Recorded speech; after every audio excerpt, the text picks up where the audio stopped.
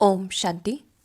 आज 3 अक्टूबर 2022 की मुरली से मुख्य धारणा की पॉइंट्स हैं। आज बाबा ने हमें याद की पॉइंट्स दी हैं कि अपने को सजनी समझने से भी बच्चे समझेंगे तो जास्ती ताकत मिलेगी। क्यों? क्योंकि सजनी तो हाफ पार्टनर है और बच्चे तो बाप के फुल वारिस हो जाते हैं।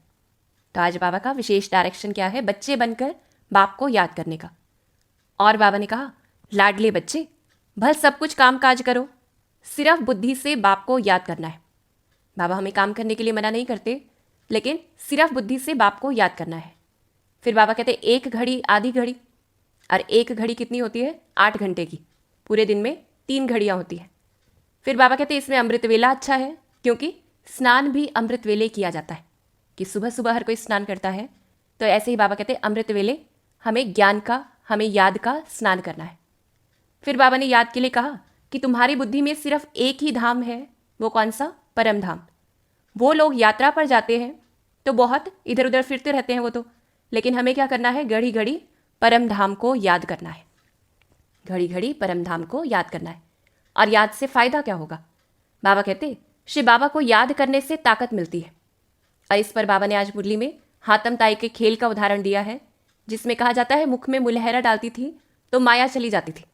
तो ऐसे बाबा कह रहे हैं कि यानी कि बाहर से अधिक नहीं बोलना है, बस अंदर में बाप को याद करते रहना है। बाबा ने कहा योग अग्नि से तुम्हारे पाप आप ही विनाश हो जाएंगे। और इसमें बाबा निरअहंकारी होकर कहते कि मैं कुछ नहीं करता हूँ, कि अब तुम अपने पुरुषार्थ से ही राजाई पाते हो। तो ऐसे याद के द्वारा हमें अपने विकर्मों को विनाश करना है और याद से ही ताकत मिलेगी। फिर बाबा कहते तुम योग बल से राज्य भाग्य लेते हो, कि राज्य भी और भाग्य भी तो याद के बल से ही होगा वो भी। और यह है राजयोग। यह है राजयोग, जिसे हम कहें राजा के साथ योग, राजाओं का राजा बनने के लिए योग और राजाई प्राप्त करने के लिए योग। तो जितना ज्ञान योग से जमा करेंगे उतना तुम्हारी झोली 21 जन्मों के लिए भरती जाएगी। तो याद से ताकत भी मिलेगी, विकर्म भी विनाश होंगे, हमें राज्य भाग्य भी मिलेगा और झोली 21 जन्मों के लिए भरती जाएगी। फिर बाबा बताते कि बाबा को किससे प्यार है। तो बाप कहते हैं मेरे लाडले बच्चे, मैं तुम बच्चों को क्यों नहीं याद करूंगा? बाबा हमें ही याद करते, क्यों याद करते? ऐसे सिक्की लदे बच्चे क्यों नहीं याद आएंगे? क्योंकि हम सबसे ज़्यादा बाबा से बिछड़े हुए बच्चे हैं, बहुत समय से बिछड़े हुए बच्चे हैं। और बाबा को कौन से बच्चे प्यारे हैं? बाप कहते हमको ज्ञानी तू आत्मा से प्यार है। अब ज्ञानी कैसा ज्ञानी? जिसकी बुद्धि में ज्ञान है वो वाला नहीं, जिसके मन में वो ज्ञान बसा हुआ है। जैसे कल भी बाबा ने कहा कि बुद्धि तक सीमित नहीं रखना है नशा और खुशी, वो मन में होनी चाहिए, यानी इमर्ज होनी चाहिए। तो ज्ञानी तू आत्मा कैसी है? जिसके स्वभाव से झलके वो ज्ञान। तो ऐसे बाबा कहते हमको ज्ञानी तू आत्मा से प्यार है। और बाबा कहते जो ब्रह्मा के दिल पर चढ़ते हैं वही शिव बाबा के दिल पर चढ़ेंगे। और ब्रह्मा के दिल पर कौन चढ़ेंगे? जो ज्ञान योग में तीखे होंगे, जो स्कॉलरशिप लेंगे, या ये कहें जो शिव बाबा के दिल पर है। तो ऐसे बाबा कहते जो ब्रह्मा के दिल पर चढ़ते वही शिव बाबा के दिल पर चढ़ेंगे। और आज बाबा ने हमें खुशी की पॉइंट से बहुत मालामाल किया है।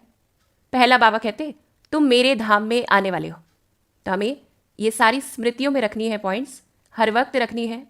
इतनी स्मृति हो कि वो मन में समा जाए और हम वो खुशी अनुभव करें। बाबा ने कहा तुम मेरे धाम में आने वाले हो। हम देखें अब हम वापस अपने घर परम धाम जाएंगे। तुम जानते हो इस ज्ञान से हम भविष्य प्रिंस बनेंगे। तो हमें कितनी खुशी होनी चाहिए कि सिर्फ इस पढ़ाई से हम प्रिंस बनने का ऊंचा मर्तबा पाते हैं। और सतयुग में हमारी आत्मा और शरीर दोनों पवित्र होंगे, क्योंकि इस समय चाहे कुछ भी रोग है, लेकिन बाबा हमें सतयुग में ले जाते कि बहुत जल्द ही हमारी आत्मा और शरीर दोनों पवित्र होंगे। फिर यह जो हम सो का मंत्र है, यह भी अभी का है कि हम ही देवता थे। हम ये सोच कर देखें कि शास्त्रों में जो ये हम सो कहा, ये मंत्र हमारे लिए ही है कि हम ही पूज्य थे और हम ही पुजारी बने, और अभी हम वापस पूज्य बन रहे हैं। तो इस खुशी में रहना है। फिर बाबा कहते तुम्हारी बुद्धि में सारे ब्रह्मांड और सृष्टि के आदि मध्य अंत की नॉलेज है। क्या नॉलेज है? कि ये दुनिया 4 युगों का ड्रामा है और ये कैसे खेल है। तो ये नॉलेज सिर्फ हमारे पास ही है। पूरी दुनिया में हम ये देखें, चाहे पीएम प्रेसिडेंट कोई बड़े से बड़ा है, लेकिन उनके पास भी ये ज्ञान नहीं है। तो हमें कितनी खुशी होनी चाहिए। और हम ही देवताएं राज्य करते थे, अभी फिर से पुरुषार्थ कर रहे हैं भगवान से फिर से राज्य भाग्य लेने का। तो ये नशा रखना है कि वो देवी देवता जिनकी मंदिरों में पूजा हो रही है, वो देवी देवता जिनकी बहुत ज़्यादा गायन किया जाता है, वो देवी देवता हम ही हैं। और अभी फिर से हम राज्य और भाग्य ले रहे हैं। हमारा ही ऑलराउंड पार्ट है। बाबा ये याद दिलाते कि हमारा ही ऑलराउंड पार्ट है। हम सिर्फ एक जगह रहने वाले नहीं, लेकिन हमारा ऑलराउंड पार्ट है। हम सभी वर्णों में पार्ट प्ले करते हैं। और यह वही गीता का एपिसोड अर्थात ड्रामा का पार्ट फिर से बज रहा है। तो हमें इस चीज़ का भी नशा रखना है कि जो बड़े बड़े हम ये कहें ग्रंथों में दिखाया जाता है, महाभारत का युद्ध दिखाया जाता है, गीता के एपिसोड दिखाए जाते हैं, उसमें जो मुख्य रोल करने वाले यानी पांडव, वो कौन है? वो हम ही हैं। और वो एपिसोड इस समय चल रहा है। हमारी राजाई, या बाबा ने कहा राजधानी, या बाबा ने और नाम दिया हेवनली डीटी किंगडम स्थापन हो रहा है। क्या नशा रखना है? हमारी राजाई, राजधानी, हेवनली डीटी किंगडम स्थापन हो रहा है। और हम हेल से हेवन में जाते हैं। हम हेल से हेवन में जाते हैं। तो इस चीज़ का नशा रखना है। और उस हेवन में कौन होते हैं? जिसमें गॉड और गॉडेस रहते हैं। और वो गॉड और गॉडेस कौन है? हम खुद ही हैं। हम स्वर्ग के मालिक बन रहे हैं। और क्या नशा या खुशी रखनी है कि हम माया पर जीत पाकर 21 जन्मों की बादशाही लेते हैं, जगत जीत बनते हैं, पूरे जगत को जीत लेते हैं। 5000 वर्ष पहले मुआफिक, कि जैसे 5000 वर्ष पहले किया था वैसे ही हम अपनी तकदीर बना रहे हैं। हम अपनी तकदीर बना रहे हैं कि एक ये ऐसी जगह है जहाँ तकदीर बनती है। हमने यह पार्ट अनेक बार बजाया है, तो इस चीज़ की खुशी रखनी है। फिर हम परमपिता परमात्मा शिव के पोत्रे हैं, ब्रह्मा के बच्चे हैं। तो कैसे हैं? बेफिक्र बादशाह हैं कि ब्रह्मा जिसके पिता हो और शिव जिसके दादा हो, तो उसको क्या फिक्र है? फिर बाबा कहते हैं तुम सब भटकने वाली बातों से इस समय छूट जाते हो। तो इस चीज़ की खुशी रखनी है कि सब भटकाने वाली चीज़ों से हम छूट गए। और बाबा कहते हैं तुम्हारी है गॉडली स्टूडेंट लाइफ। इस समय हम सभी, चाहे बूढ़ा है बच्चा है, तुम्हारी है गॉडली स्टूडेंट लाइफ।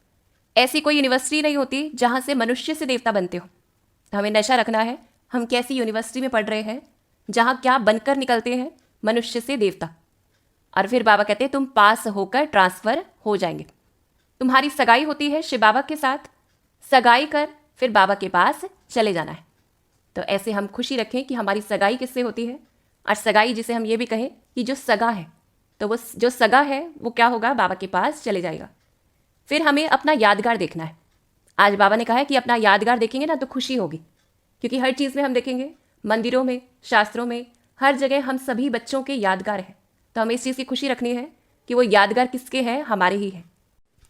फिर बाबा ने विशेष शिक्षाएं दी है। पहला है पवित्र बनकर वापस जाना है कि माया ने पंख तोड़ दिए हैं, उड़ नहीं सकते हैं, तो पवित्र बनकर हम वापस वो उड़ान भर सकेंगे बाप के पास, अपने घर की ओर और स्वर्ग की ओर। फिर बाबा ने कहा अच्छी तरह से शंख ध्वनि करनी है कि गीता का पाठ फिर से बज रहा है और यही हेवनली किंगडम, डीटी किंगडम स्थापन हो रही है। और हर एक अपने लिए पुरुषार्थ करते हैं। ये याद रखना है, हर एक अपने लिए पुरुषार्थ करते हैं कि हम किसी बहन या किसी भाई के लिए कोई कुछ नहीं कर रहा है, या बाबा के लिए कोई कुछ नहीं कर रहे हैं। तो बाबा कह रहे हैं हर एक अपने लिए पुरुषार्थ करते हैं। जितना जो अच्छी तरह धारण कर आप समान बनाते रहेंगे, उनको बाबा फिर इनाम भी देते हैं। और बाबा कहते हैं इनाम देंगे, फिर खुशी भी होगी। जितना आप समान बनाते रहेंगे तो खुशी भी होगी। और बाबा कहते हैं मेरे लाडले बच्चे, तुम गुप्त सेना हो और तुम बच्चों को ज्ञान का बारूद, बड़े बड़े ज्ञान के गोले मिल रहे हैं। और फिर बाबा ने कहा जैसे वो प्रैक्टिस करते हैं कि जो उनके पास गोले हैं वो रिफाइन हो जाएं, तो ऐसे हमें क्या प्रैक्टिस करनी है कि गोले यानी हमारी वो ज्ञान की पॉइंट्स हम बुद्धि में रिफाइन करते जाएं। जैसे आज बाबा ने सैनिक के रूप से कहा है, जैसे वो योद्धे होते हैं, हम कौन से योद्धे हैं? रूहानी योद्धे हैं। और हमारा मैदान कौन सा है? जो बाबा कहते हैं गीता में महाभारत का जो युद्ध का मैदान था, इस समय वही मैदान है। और वो सेना तो राजा रानी के लिए मेहनत करती है, हम अपने लिए मेहनत करते हैं। वो स्थूल में दुश्मन होता है उस पर जीत पाते हैं, और हम सूक्ष्म में दुश्मन पर यानी माया दुश्मन पर जीत पाते हैं। और वो तो थोड़े समय के लिए इनाम प्राप्त करते हैं, हम 21 जन्मों की बादशाही लेते हैं और उन्हें तो थोड़ी सी तनख्वाह मिलती है। बाबा कहते हैं यहाँ 21 जन्मों की प्रारब्ध पाते हैं। तो ऐसे आज हम चिंतन भी करें उन योद्धों का और अपने का कि हम कैसे हैं, हम कौन से रूहानी योद्धे हैं और वो कैसे जिस्मानी योद्धे हैं। तो ऐसे हमें क्या करना है? योद्धा बनकर अपने गोलों को, ज्ञान गोलों को रिफाइन करना है। और बाबा डायरेक्शन देते कि अब अपना पुराना हिसाब किताब खल्लास करो, खत्म करो, इनसे बुद्धि योग हटा दो। इस दुनिया से बुद्धि का योग हटाना है। फिर बाबा तो देने वाले हैं, बाबा प्रेरित करते हैं कहते हैं जो कुछ तुम्हारा है, हमने भक्ति में भी कहा, इस समय भी कहते हैं कि सब कुछ बाबा का है, तो बाबा कहते सो कुर्बान कर दो, निश्चय कर फॉलो करना चाहिए। और बाबा क्यों कहते? क्योंकि ये तो यूनिवर्सिटी या हॉस्पिटल में हम देखते हैं लोग पैसा लगाते हैं या इन्वेस्ट करते हैं, इन्वेस्ट किस हिसाब से करते हैं, सफल करते हैं, सोचते हैं हमें भगवान देगा, तो वहाँ तो इनडायरेक्ट होता है, यहाँ तो डायरेक्ट है। और बाबा कहते दूसरे लोग सोचते हैं हम अपनी जाति को आगे बढ़ाएं तो कुर्बान करते हैं या अपना पैसा उसमें देते हैं या अपना तन मन धन, सिर्फ पैसे की बात भी नहीं, अपना तन मन धन देते हैं। तो ऐसे बाबा कह रहे हैं कि हमें अपने ब्राह्मण जाति को बढ़ाना है और इस समय हम डायरेक्ट जो है वो प्राप्ति करते हैं। तो इसलिए बाबा कहते कि सब कुछ ट्रांसफ़र कर देना चाहिए। बाबा 21 जन्म की बादशाही देते हैं। बाबा की सर्विस में लग जाने से तुम कभी भूख नहीं मरेंगे। ये बाबा गारंटी करते हैं कि हम किसी भी रूप से कुछ भी, चाहे शरीर अपना लगाते हैं, चाहे मन लगा रहे हैं, धन लगा रहे हैं, समय लगा रहे हैं, बाबा की सर्विस में लग जाने से बाबा कहते तुम कभी भूख नहीं मरेंगे। फिर बाबा ने मुरली के लिए डायरेक्शंस दी हैं कि एक बार मुरली सुनकर फिर वह पॉइंट्स रिपीट करते रहो। कि जैसे बच्चा क्लास में पढ़ता है लेकिन क्लास के बाद अगर घर पे कुछ भी नहीं करे तो वो फास्ट नहीं हो सकता है। तो इसलिए बाबा कहते हैं एक बार मुरली सुनकर फिर वह पॉइंट्स रिपीट करते रहो। अमृत वेला अच्छा है कि मन बुद्धि में हम रिपीट करें कि बाबा ने आज हमारे लिए क्या कहा है और हमें क्या करना है। स्नान भी अमृत वेले किया जाता है, तो ऐसे हम ज्ञान का स्नान करते रहें। फिर बाबा कहते हैं भल तुम 15 दिन के बाद भी सुनेंगे तो भी सुनने से रिफ्रेश हो जाएंगे। कि जो मुरली की पॉइंट्स हमें नोट करके रखनी है और वो 15 दिन के बाद भी सुनेंगे तो भी रिफ्रेश हो जाएंगे। कोई पॉइंट्स ध्यान में नहीं होगी तो झट ख्याल में आ जाएगा। तो कोई ये भी नहीं सोचे कि हमें तो सिर्फ आज की ही मुरली सुननी पड़नी है, क्योंकि मुरली तो ज्ञान का भंडार है, उसे हम जब चाहे तब पढ़ सकते हैं, इसमें कोई नया पुराना वाली बात भी नहीं है। फिर बाबा कहते हैं मुरली के नोट्स अपने पास रखने अच्छे हैं। क्यों? ये बारूद है। जैसे बाबा ने उदाहरण दिया आज कि बैरिस्टर या सर्जन लोग अपने पास कितनी किताबें रखते हैं ताकि अच्छी दवाई निकाल सके या अच्छी तरह से केस को लड़ सके। कोई अच्छी रीति नोट्स रख लेते हैं, कोई नहीं रखते हैं। फिर बाबा कहते हैं कि मुरली के नोट्स रखने चाहिए। अगर कोई नहीं रखता है तो उसके लिए बाबा कहते हैं ये तुम्हारा कर्म बंधन है और ये कहीं पुराने कोई विक्रम है जिस वजह से भगवान के दिए हुए महावाक्यों में से नोट्स नहीं रखते या फिर उनको रिपीट नहीं करते।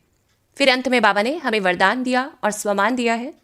बाबा ने आज हमें हीरो पाठधारी बनाया है। अब हीरो पाठधारी बनने के लिए क्या लक्षण धारण करने हैं? जिसकी कोई भी एक्ट साधारण ना हो। कि हीरो पाठधारी किसे कहा जाएगा? जिसकी कोई भी एक्ट साधारण ना हो, हर पार्ट एक्यूरेट हो, हर पार्ट एक्यूरेट हो। तो हम इस पर देखें, अटेंशन करें कि कोई भी काम हमारा साधारण नहीं हो। साधारण मतलब कि काम तो साधारण है लेकिन मन बुद्धि में क्या संकल्प चल रहे हैं? ज्ञान के चल रहे हैं या योग के चल रहे हैं। फिर बाबा कहते कितनी भी समस्याएं हो, कैसी भी परिस्थितियां हो, किसी के भी अधीन नहीं, अधिकारी बन समस्याओं को ऐसे पार करें जैसे खेल खेल में पार कर रहे हैं। तो हर चीज़ को आज हमें खेल समझ के परिस्थितियों को पार करना है। तीसरा हीरो पाठधारी बाबा ने कहा किसे कहेंगे? खेल में सदा खुशी रहती है, चाहे कैसा भी खेल हो। बाहर से रोने का भी पार्ट हो लेकिन अंदर क्या रहे कि यह सब बेहद का खेल है। खेल समझने से बड़ी समस्या भी हल्की हो जाएगी। ये बाबा का वरदान है कि जितना हम हीरो पाठ होकर रहेंगे, जितना हम खेल समझेंगे तो बड़ी समस्या भी हल्की बन जाएगी। और स्वमान है मैं सदा प्रसन्न रहने वाली आत्मा हूँ। तो हमें अंदर में ज्ञान के आधार पर, बाबा की याद के आधार पर प्रसन्न रहना है और इस स्वमान को महसूस करना है कि मैं सदा प्रसन्न रहने वाली आत्मा हूँ। तो आज हम कोई ना कोई होमवर्क करते रहें। याद का होमवर्क, क्योंकि बाबा ने याद से बहुत से फ़ायदे बताए हैं। बाबा के दिल पे चढ़ने का होमवर्क और खुशी में आए। जितना ज़्यादा हम स्मृति में रखेंगे हमें खुशी होती रहेगी। और जो बाबा ने हमें विशेष शिक्षाएं दी हैं और हीरो पाठधारी बनाया है वो बनकर रहें। ओम शांति। ओम शांति।